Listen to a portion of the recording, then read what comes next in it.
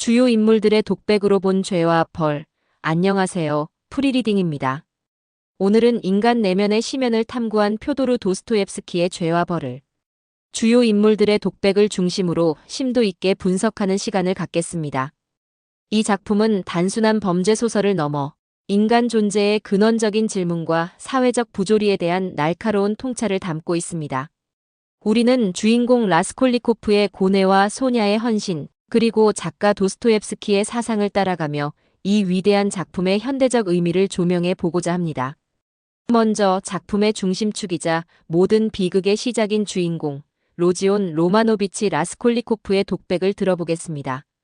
나는 생각했습니다. 비범한 인간에게는 보통 사람들의 도덕적 굴레를 넘어설 권리가 있다고 말입니다. 인류의 발전에 기여한 위인들, 그들은 모두 법과 질서를 초월하여 자신만의 길을 개척하지 않았습니까? 나폴레옹은 수많은 사람들의 피를 흘렸지만 역사에는 영웅으로 기록됩니다. 그렇다면 나도 무의미하고 해로운 존재인 고리대 금업자 노파를 죽임으로써 사회에 이로움을 가져다 줄 수 있지 않을까요? 단 한 번의 죄악으로 1000개의 선행을 이룰 수 있다면 그것은 과연 죄악일까요? 나는 빈곤에 허덕이는 사람들을 보고 내 가족의 비참한 현실을 보며 이러한 부조리한 세상을 뒤엎을 정의로운 행위가 필요하다고 믿었습니다. 나는 스스로를 시험하고 싶었습니다. 내가 과연 보통 인간을 뛰어넘는 존재인지 아니면 그저 비루한 벌레에 불과한지 말입니다. 하지만 나의 계획은 실패했습니다. 노파를 죽이는 순간 나는 내 안에 숨어있던 가장 비열하고 나약한 존재와 마주했습니다. 나의 이성은 끊임없이 정당성을 찾으려 했지만 나의 양심은 끊임없이 나를 옥죄어 왔습니다. 나는 살인을 저질렀습니다. 한 인간의 생명을 빼앗았습니다. 그리고 그 순간부터 나는 세상과의 모든 연결이 단절된 듯한 고통 속에 살아가게 되었습니다. 나의 이론은 공허한 메아리가 되었고 나의 영혼은 끝없이 갈라지는 심연 속으로 추락했습니다. 나는 과연 누구였던가요? 살인자였습니까? 아니면 고뇌하는 지식인이었습니까? 나는 이제 알 수 없습니다. 다만 이 고통만이, 이 죄책감만이 나의 존재를 증명하는 유일한 현실처럼 느껴질 뿐입니다. 라스콜리코프의 독백은 그의 초인 이론이 얼마나 허망한 것이었는지를 여실히 보여줍니다. 그는 이성적인 살인을 통해 사회적 정의를 실현하고자 했지만 결국 인간의 근원적인 도덕률 앞에서 좌절하고 마는 모습을 그립니다. 그의 내면은 고통과 혼란, 죄의식으로 뒤엉켜 끊임없이 자아 분열을 겪습니다. 이는 도스토옙스키가 인간은 이성만으로 존재할 수 없으며 양심과 신앙이 부재한 이성은 파멸을 초래한다는 사상을 전달하고자 했음을 알 수 있는 부분입니다. 다음으로 라스콜리코프의 영혼을 구원하는 존재, 소냐 세면노브나 마르멜라도바의 독백을 들어보겠습니다. 저는 그저 가난하고 보잘것없는 사람입니다. 저의 아버지는 술에 취해 매일 밤 가족을 고통스럽게 했고 어머니는 병들어 누워 계셨습니다. 어린 동생들은 배고픔에 울부짖었습니다. 저는 가족을 위해 제 몸을 팔 수밖에 없었습니다. 사람들은 저를 죄인이라고 손가락질하지만 저는 달리 선택할 여지가 없었습니다. 저의 삶은 죄의 연속이었지만 저는 하느님을 버리지 않았습니다. 저는 항상 성경을 읽고 기도했습니다. 하느님께서는 이 세상의 모든 죄인들을 사랑하신다고 저는 믿습니다. 그리고 그분이 저를 용서하시리라 믿습니다. 라스콜리코프를 처음 만났을 때 그의 눈에서 저는 깊은 고통과 절망을 보았습니다. 그는 세상 모든 사람들을 증오하는 듯 보였지만 동시에 가장 큰 고통 속에 잠겨 있었습니다. 그가 저에게 자신의 죄를 고백했을 때 저는 두려움보다는 연민을 느꼈습니다. 저는 그에게 말했습니다. 십자가를 지고 속죄해야 합니다. 세상 사람들에게 자신의 죄를 고백하고 고통을 통해 하느님의 용서를 구해야 합니다. 저는 그를 사랑했습니다. 그의 죄에도 불구하고 그의 고통에도 불구하고 저는 그를 사랑했습니다. 저는 그가 다시 태어날 수 있다고 믿었습니다. 고통을 통해 정화될 수 있다고 믿었습니다. 제가 할 수 있는 것은 그저 그와 함께 고통을 나누고 그가 진정한 구원을 얻을 수 있도록 옆에서 기도하는 것뿐이었습니다. 하느님은 자비로우십니다. 우리는 모두 죄인이지만 회개하고 용서를 구한다면 하느님의 사랑을 받을 수 있을 것입니다. 소냐의 독백은 순수한 신앙과 헌신, 그리고 무조건적인 사랑이 얼마나 강력한 힘을 지니는지를 보여줍니다. 그녀는 육체적으로는 죄를 지었지만 영혼은 한없이 맑고 순수하며 라스콜리코프에게 진정한 속죄와 구원의 길을 제시합니다.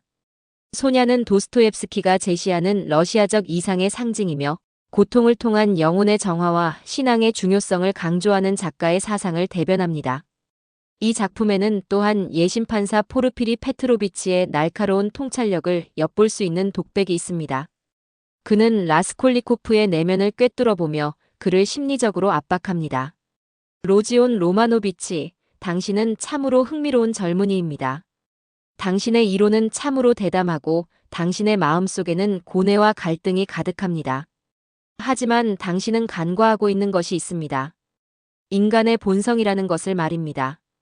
당신이 아무리 이성적으로 살인을 계획하고 정당화하려 해도 피를 흘린 죄의 무게는 결코 지워지지 않습니다. 인간의 양심은 그리 쉽게 잠재워지는 것이 아닙니다. 당신은 살인을 저지르면서 당신 자신을 죽였습니다. 세상과의 모든 연결고리를 스스로 끊어낸 것입니다. 당신은 사회로부터 도망치려 했지만 결국 당신 자신의 그림자로부터는 도망칠 수 없었습니다. 나는 당신이 범인이라는 것을 이미 알고 있습니다. 하지만 나는 당신을 강제로 고백하게 만들지 않을 것입니다. 왜냐하면 당신은 스스로 무너질 것이기 때문입니다. 당신의 죄의식과 양심이 당신을 짓누를 것이고 결국 당신은 진실을 고백할 수밖에 없을 것입니다. 고백은 당신에게 고통을 주겠지만 동시에 당신의 영혼을 정화할 수 있는 유일한 길이기도 합니다. 당신은 지금 지옥에 살고 있습니다. 당신이 지옥에서 벗어날 수 있는 유일한 방법은 진실을 직시하고 속죄하는 것입니다. 나는 당신이 진정으로 회개하고 새 삶을 시작하기를 바랍니다. 그것이 진정으로 당신이 원했던 위대한 인간의 길이 아닐까요? 포르피리의 독백은 도스토옙스키가 얼마나 인간 심리에 깊이 통달했는지를 보여줍니다.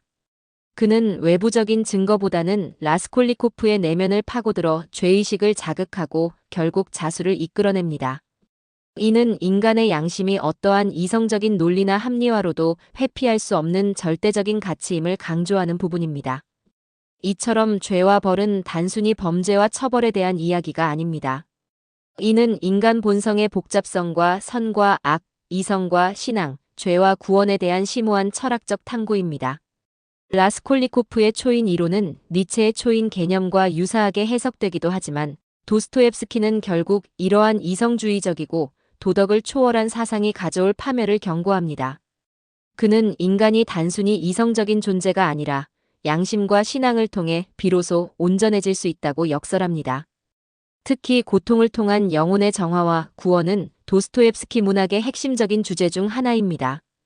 죄와 벌은 발표 당시에도 큰 반향을 일으켰지만 21세기를 살아가는 우리에게도 여전히 강력한 메시지를 던집니다. 현대 사회는 개인주의와 성공지상주의가 만연하며 물질적인 가치와 효율성이 인간의 존엄성을 위협하는 경우가 많습니다. 이러한 시대에 라스콜리코프의 초인 이론과 같은 위험한 사상이 변형된 형태로 나타날 수 있음을 경고합니다. 목적을 위해 수단을 정당화하고 타인의 고통을 외면하며 오직 자신의 이익만을 추구하는 태도는 결국 개인의 파멸뿐만 아니라 사회 전체의 도덕적 해이를 초래할 수 있습니다. 우리는 이 작품을 통해 진정한 인간성이 무엇인지 그리고 어떻게 살아야 할지에 대한 근본적인 질문을 다시 던져보아야 합니다. 죄와 벌의 문제는 단순히 법적인 처벌을 넘어 한 인간의 영혼이 어떻게 회복되고 구원받을 수 있는가 하는 도덕적, 종교적 성찰의 문제인 것입니다. 도스토옙스키는 이 작품을 통해 인간의 어두운 시면을 가감없이 드러내는 동시에 고통과 회개를 통한 영혼의 부활이라는 희망적인 메시지를 전달합니다. 라스콜리코프가 시베리아 유형지에서 비로소 소냐의 사랑과 성경의 말씀을 통해 구원을 향한 첫걸음을 내딛는 장면은 인간에게는 언제든 다시 시작할 수 있는 가능성과 구원의 빛이 존재함을 암시합니다. 이처럼 죄와 벌은 수많은 독자들에게 깊은 감동과 깨달음을 주며 인간 정신의 영원한 고전으로 남아 있습니다. 오늘 저희가 함께 살펴본 도스토옙스키의 죄와 벌은 단순히 문학 작품을 넘어 인간 존재에 대한 깊은 성찰과 사회 문제에 대한 비판적 인식을 제공하는 위대한 유산입니다. 이 작품이 던지는 질문들은 시대를 초월하여 우리의 삶에 깊은 울림을 주며 진정한 인간의 가치와 구원의 의미를 다시 한번 되새기게 합니다. 경청해 주셔서 감사합니다.